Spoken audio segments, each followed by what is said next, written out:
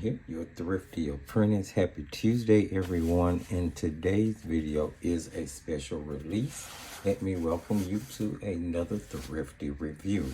In today's thrifty review, we are going to be taking a look at Darnassus 88-piece alcohol marker set. Now, a couple of disclaimers to make. Number one, this video is not sponsored or paid in any shape, form, or fashion. I did purchase these markers out of my own funds for testing and for reviewing. I did purchase them last year in 2022 during Prime Day, and they have been in my studio on my shelf for quite some time. I pulled them out in September in order to start using them and getting them ready for Inktober. And I have gone ahead and done quite a few Inktober drawings with them, which you guys will be seeing. Some of those videos have not premiered on the channel yet, but you will see them coming out. So I also need to let you know that currently Darnassus only have a 77-piece set available. I will be including the link for both the 77-piece as well as this 88-piece set in the video description in case the 88-piece set does come available and you happen to be interested in getting it. But again, there is currently a 77-piece marker set available. In researching the Darnassus company, I was only able to find information about them from their Amazon storefront. It would seem from exploring that storefront that they do seem to carry their own branding of art supplies. Many of them seem to be more like art kits that cover a wide variety of mediums. I've seen pencils and markers, watercolor paints, but they're all in kit form, not necessarily sold as individual art supplies. It seems that the only individual art supplies sold from the just looking and glancing through seems to be the marker set itself. And again, I'll reiterate, the 77-piece set is the only one currently available.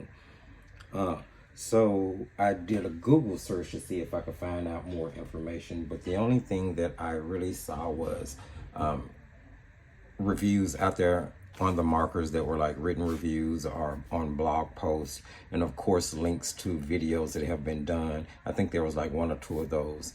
So I forego looking at any of those until after I do my own reviews and get those out there, and then I'll go look at other reviews to see if maybe there are other artists out there that happen to agree with my opinion. So the markers came in a box with some other supplies, and they were just like this. They don't come in a individual like Darnassus box that I can remember. They're in your normal vinyl type casing with a front zipper. There's a logo of Darnassus 88-piece on the front. Probably like screen printed or, you know, like almost the iron on. And they are some very, very economical markers. Let me start off with saying that. So the case is, it's okay. It's like the normal budget vinyl case with the zipper. I did notice that the zipper was a bit weak earlier. It's really bendable almost, if though it was plastic. But it's a really thin metal, so you would definitely want to be careful with that if you decide to get the markers. So here you have your 88 set. It's a decent range of colors, and I did swatch them out, but not in the traditional way. And we're going to get to that in just a moment. So what is important to me about marker sets happens to be grays and the earth tones. Grays mainly because I'll use grays to deepen colors, to darken colors, to put in shadows. And sometimes I may only use one color other than the gray, or one color to do the different variations of shading. That's what I'm trying to say by adding gray to it. So this set came with an okay range of grays, but I'll have to say I experienced quite a few issues that, you know, have me very torn about how I feel about the markers. Let's start off with the fact that the markers are not based on an ink system that I'm used to. I do not believe that this is the Shinhan system, which is the one that I'm used to. The numbering system is a bit off for that. Now, they come in a sort of triangular style barrel. They have the Darnassus name printed on the front. It lets you know that it conforms to the ASTM D4236 regulation. That is a dual tip marker, and that is on either side of the flat side of the barrel. There's an indication to let you know where the bullet tip is, and there's also an indication to let you know where the broad tip is, but I've covered it with the color swatch, which again we'll talk about in just a moment. Each of the caps for both ends of the marker have gripping on it to make it easier for you to get the caps on and off, which do snap, and they're pretty secure, I have to say. Both ends of the barrel have a color chip on it, which gives you the name, the color number for the ink, and then the name that they've given the ink for the marker. With any medium, I always suggest that you swatch them out on the type of paper that you're going to use the most, or that you swatch them out in some form at least, so that you can get a general idea of what the true color is, because most times, especially most times in cases of alcohol markers, the color chipping is not indicative of what the actual marker may look like. Keep in mind that alcohol ink goes down darker than it's going to actually dry, so you will have a color shift with any marker ink. So those are just all types of things to keep in mind as you play around with markers. So that is all of the information listed with the markers. Of course, we don't expect them to be light fast, and we know that most markers, especially in the budget realm, are going to be dye based and won't be very light fast medium. That still doesn't stop them from being really fun to use. Now, this set comes in a really decent range of colors. You're going to get some really nice reds and yellows. You have a few pastels in there that's going to help you with blending. They had moderate amount of ink in each of the barrel. They're not nearly as juicy as like the Sanjoki marker that we reviewed earlier on the channel, but for all intents and purposes, they are all pretty juicy. Now, well, they all have a pretty decent and moderate amount of ink in them. Let me see it like that. As far as the actual nibs of the marker go, let's take a look at them. Here we have bullet, and here we have the chisel. I find myself using the chisel side a little bit more often because it helps me cover more room, and it does have all of these different angles on the end that allow you to get into your smaller corners for fine detailing and even for getting a small line. Now, the ink in these particular markers does feather just a bit, and I did find it to be the case on both marker paper and mixed media paper, and I'll get to show you guys some of that in just a moment. Now, I initially swatched the markers out onto a label strip. So basically, I took mailing labels and swatched the markers out and wrapped that swatch around the end of the barrel. That way I'm able to keep up with the colors as I go, and it can prevent me from having to make a master swatch sheet, especially in the case of testing a really budget marker set that beyond testing and using the ink out of them, it wouldn't be something that I can refill or would refill. Which brings me to these markers, of course, are definitely refillable. There is going to be an ink pad in the middle that you can drop alcohol ink into by simply removing one of the nibs. Or as you can see on the chisel side, there's a gap there right on both sides of the nib, which if you could get alcohol ink in there, you would. Before re-inking, I would suggest removing the nibs. Now, both of these nibs are removable and they can be replaced. I did discovered that they are the standard size of most marker nibs that you can buy. So if you wanted to replace them, you could, but again, this is a very economical set. So, you know, most people probably wouldn't even worry about it. They would just buy another set if it was something that they were interested in. I found the nibs on these to be pretty good. I didn't have any massive problems. And I'm saying it like that because we're about to jump into some of the cons of the marker, this particular marker set, that just really bothered me. But for all intents and purposes, pretty decent nibs. They are fiber nibs, so they will eventually wear out. But I've been using them for a lot of my Inktober projects, and as of now, I haven't had any issue overall, you know, when you're looking at the entire range of markers with the ink flow or with any of the nibs. Now, with all that said, let's take a look at some of other forms of color swatching that I did. And guys, if you can hear any noise in the background, please forgive it. It's kids outside playing, and they didn't seem to start getting loud until I started to record. So, and I don't want to stop the video. I'm gonna go ahead and get on through this review. So here is some of the other color swatching I did, and this is what I call working swatching. It's when I'm actually swatching as I'm working, as I'm starting a project, getting the colors together. And you'll see I'll actually label the colors. Now for the most part in this marker set, I had a large range of reds, blues, and greens that I really wanted to test. I tested quite a few of the grays, a few of the tones that would be considered earthy fall type colors. And of course, I did keep track of each one of these colors by the ink number that's printed on the barrel. So this is a second form of swatching that I did, other than making like a master swatch sheet, again, because this was a really budget set, which I didn't really know how I was going to feel about them in the end. With these, I think they shift just as much as the Shinhan inks that I'm used to in a couple of other marker sets that I have. I would really like to know what inking system this is. I know there's only a few of them out there, and I'm no alcohol marker expert. I just know what I do with them and how I like to use them, and that's the things that I like to show you guys. But I am diving deeper into marker research. I'm just trying to learn about the wheels that make this particular medium turn. So if anyone knows what system this may be that these markers are on, please jump in the comment section and let me know, because I would like to know. But for all that said, they turned out to be pretty decent markers as far as the ink went. They blended well enough for me to get through a lot of compositions, and most of those compositions were on a mixed media type paper, which we know is more absorbent than a marker paper, because it does not have that coating on it to help keep the ink on top of the paper. Before I jump into the cons, once again, let's just take a look at some of the actual paintings or illustrations that I've done.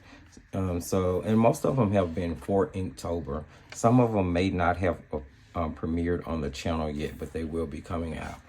So one of the first compositions that I did was of a compass. Just kind of drew out the idea that I had of a compass after looking at a couple of reference photos. Now, the thing that I experienced the most problems with in this composition was trying to get the background even. One of the best ways to test to see how the ink is going to flow and whether the markers are going to stand up is to have to do a background, because you have to use so much ink on it, especially in this case of a mixed media paper, because it's more absorbent, so it drinks up more ink. Now, I ended up doing maybe 3 layers on this piece, and I still did not get a complete flat layer of ink, and I'm not sure if that's the actual ink itself or if it is the marker paper. But you're going to see other examples where I didn't have this issue. Maybe it was just this sheet. I'm not sure. The next composition that I used them in was of some lips with blood dripping out. They worked okay. I ended up turning this into a mixed media paper. Red tends to be one of those harder colors to blend for me with alcohol markers, especially when I'm blending versus layering. I tried to use some gray tones in there to darken up, just one red that I was using. It worked okay. It didn't really give me the effect that I wanted, but I did get the composition to a point where I was okay with moving on, because, it was just an Inktober drawing where I'm really trying to learn. But the markers were juicy, and I didn't have an issue with the ink flow. I also did a picture of some thrifty sauce, which is, play off of a hot sauce bottle. It actually sort of looks like a Heinz ketchup bottle, truth be told, but this was my version of hot sauce. I think I did it for spicy. You guys can hear the kids screaming and playing outside. Please, just kind of look over it if you can. So again, the markers did well here. I didn't have that patchy issue, and I'm not sure if it was because I was working in a smaller area with the markers, but I really put the red to the test with using these markers, and I didn't have any issue with the ink flows in those. Let's see. And this was just primary marker and fine liner, a little bit of gel pen. There was the candle that was done for Rise. And here I didn't get any patchiness with the background from that black marker, but we're going to talk about the black marker in just a moment. Was able to get shading. Here I used warm gray in the shadows in order to change that color, which worked out pretty well. The inks blended okay. They really did. And then still to come out, hadn't come out yet, is going to be the illustration of the Blue Jay. And I was able to find the colors that I needed. And from those colors that I couldn't, they layered really well. Because markers are transparent, you can see those previous layers, which brings the image to life. And I really actually enjoyed doing this one. So I've tested the markers quite a bit. And I'll have to say that overall, I didn't have an issue with the marker per se. What I had an issue with is that I got quite a few damaged products, or individual barrels, should I say. That's the issue that I had. Let me see if I can put my hands on them, because I had them all band together. So of 88 markers, I had 5 of them that I had a real big issue with, and that's unfortunate. So, as I said earlier, the black coat pretty well. Well, this particular set comes with 2 blacks in it. There's a 100 and a 110, which is called a special black. The issue that I had with the 110, you can see here, I taped on there that it is dry, and it was dry from jump. I barely got to use it. I think there was maybe 3 or 4 strokes from the pen after I did the swatching, and then I just couldn't seem to get any more ink to come out. I did try using the opposite end, had the same effect with it. Let me see. I just want you guys to see how dry that pen is, and it gets very streaky really fast. Really fast. You have to go super slow, and you're still not getting that much ink out of it. Compared to the other markers, this one was dry, and that was from jump. This one, which is a BG10 cool gray, cool shadow, which is like a cool gray, a blue gray. This one has no ink in it. It's just alcohol. It's just straight alcohol. And although I understand it's supposed to be a light color, BG10 should be much darker than like a BG1. And this is just barely, there's no dye in there. This just alcohol. And that's from both sides of the marker. And that was the second one. So next up, I had the B26, which is the cobalt blue. And this one is damaged. The printing, that's what's damaged on this one. The printing is off on this one. I didn't really experience that issue with any of the other barrels that I can recall, and I did kind of go through them, but again, maybe that was just the issue with that machine, that particular batch of blues. I'm not sure, but it did end up inside my 88 set. So that was something to be noted, and cobalt was already a bit rubbed off. So I wasn't really sure about this particular marker. The next marker that I had an issue with was the G21 lime green. And again, I had a marker that simply had ink in it. I mean, simply has mainly alcohol in it, no ink. I do understand that this is a lime green color, but there is no lime green that I've ever seen. That is definitely mainly just alcohol. It might as well be a colorless blender almost. And then last but not least, there was the R24 Cherry Pink, which has a damaged nib. As you can see, it looks like maybe a slice of it has been taken off there. I'm not sure if you guys can see it. So yeah, which makes it basically unusable because it's going to go ahead and damage and bend that nib even more. So that was a nib that needed to be replaced right away. The bullet side seemed to be okay, but still the side that I used the most, which is the chisel side, was damaged from jump. So of the 88 pieces, 5 of those markers I feel like were issues that shouldn't have been in the marker case. With that being said, the markers only cost me, I want to say $19, and then the one that's available right now is the 77 piece, which is $18.99, $17.99, $18.99, something like that. So they are very economical markers for the amount of markers that you get, for the fact that the ink is okay. I don't know if you would want to refill them, but you could refill them if you wanted to. The nibs are pretty cool as long as you don't get any that's damaged like I did. The barrel looks pretty cool. I like the grip on the end of the capping.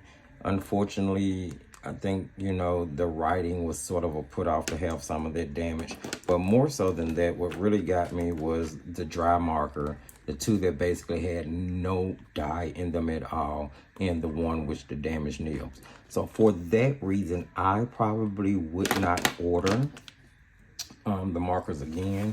And if someone asked me about an economical marker set that I would recommend, this probably would not be the first set to come to mind, because I'm going to always think about the fact that I got so many damaged markers inside my pack, and I would never want that to happen to anyone that I recommended a product to.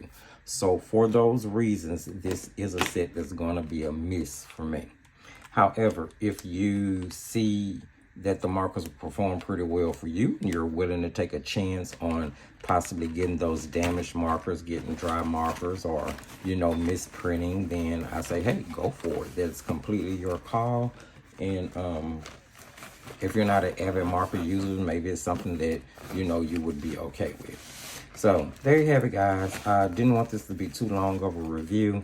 I've been meaning to go ahead and get this out the way, and I'm glad I was able to share my thoughts and views on this particular marker set with you guys. Hopefully you heard or saw something that was helpful or informative to you, or maybe you just like hanging out for another review. If you did, don't forget to give the video a thumbs up. Go ahead and subscribe if you haven't, or if you're returning and you haven't subscribed, hit that notification bell so you know when the new content comes out. Share the video, because sharing is caring. And jump in the comments section. Let me know, have you tried these markers? What do you think about it? And if you did try them, did you get, you know, the damaged markers in your set too? The misprinting, things of that nature, no color. Check out the video description for all of the relevant links. And remember, as I tell you at the end of every single video, just keep painting and crafting.